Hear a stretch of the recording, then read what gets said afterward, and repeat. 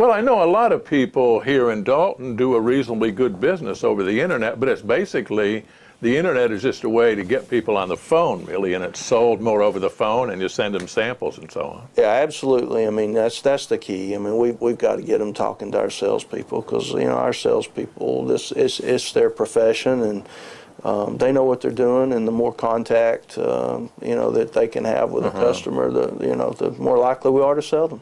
But that's a reasonably important part of your business is doing that over the phone, which is, I guess, an extension of Dalton with the 800 numbers, and that's sort of morphed onto the internet, I suppose. Exactly, and you know, so that's kind of what that business has changed into. Now, in terms of advertising, you had been a major advertiser in the past.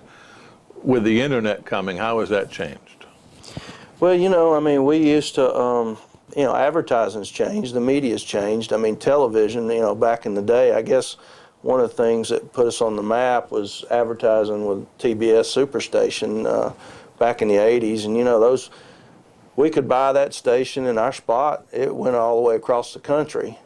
And as cable and things like that have evolved, you know, television now, there's so many channels, and when you buy, you don't get any national advertising or regional advertising. It's all goes local to local markets. So, you know, you have to do more of a rifle shot advertising, and I think you've got to do a little bit of everything. You've got to do a little TV, a little radio. You've got to do the social media. And, you know, you've got to catch the consumer somewhere during the day. So that sounds like that's something you're always thinking about and working on. Always. Would you say most customers that walk through your front door have spent some time on the internet and on your site? Oh, sure. I think they'll get online before they make the trip, or just, you know, if just for directions, if anything. A company like Carpets of Dalton in this environment, can you increase your return on investment given the situation, given the competition? And I'm thinking about how aggressive the big box players are. And I don't know, Dalton may be different because everybody knows somebody in the carpet business, I suppose. But it would still seem to be a tough row to hoe. And I'm thinking, any place in the United States you put in carpet and your town name, you're going to get Home Depot, Lowe's, probably Empire Today, etc., Lumber Liquidators. Right. And it's tough being a local store. Well, you know, I mean, that's our challenge. The consumer that shops, I don't really worry about that. We get our fair share of that. The one I worry about is the consumer I never have a chance to sell. So younger kids, I think the big box stores, that's all they know. But you know, as far as the home stores, head to head, we do pretty well with them. And you know, we still have good selection. We still have our salespeople. This is their profession. They're not in and out of it. They do it every day. You know, we want to educate the customer that's working with us, because we want that customer for the long haul. We want a referral business. So, you know, a lot of times explaining to them and maybe taking their budget and allowing them to buy a better quality product than they could get at the home store for the same price. That's one of the things we do well. I think the thing, as you mentioned, you never know who does not come through the front door. The ones that come through the front door, you or almost any independent can outshine any of the big box players, but you never know. Do you feel like there's more people going in a big box than used to be and not coming through your front door? Well, you know, I probably so. I think a little bit of that. I think the younger consumer, that's probably all they know, and we've got to figure out how to reach them and do a better job reaching them. And social media is one aspect of that. Also, one thing that bothers or concerns me is, you know, people are putting less carpet in the home. So, you know, they may say, well, I don't know if I want to drive up to Dalton for 60 yards, so I'll just maybe get it at Home Depot. So, I still don't think people realize the money they can save or the education they can get, and so we've got to find ways to get that message out there. I would say one thing in this region, there's no doubt that the Carpets of Dalton brand is very strong with all the advertising over the years that you've done. That's correct. The Carpets of Dalton name is a well-known name, and so that's one of the things that we have going for us. It's a big asset because we've been such an advertiser for such a long time.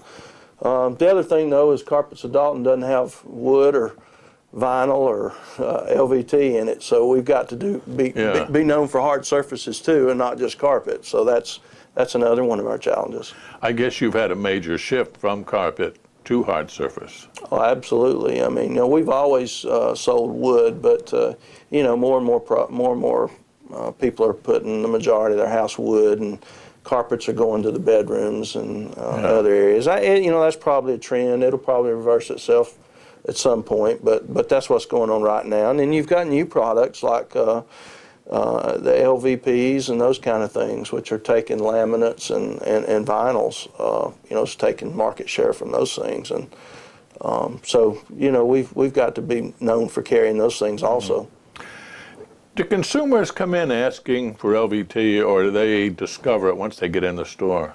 It's some of both. We're seeing more and more people come in and asking for it, but we do a good job of taking people to a couple of products that we do real well with, and saying, hey, here's an alternative instead of a laminate or instead of a vinyl that you might want to take a look at, and been successful with it. Well, it's been such a phenomenon over the last 5-6 years, and new iterations of it seem to be coming out all the time. Yeah, the last couple of years here in Dalton, it's really been a fast-growing category. Talk about some of the prime initiatives over the last several years that Carpets of Dalton has launched, and some of the goals that you've had with these initiatives.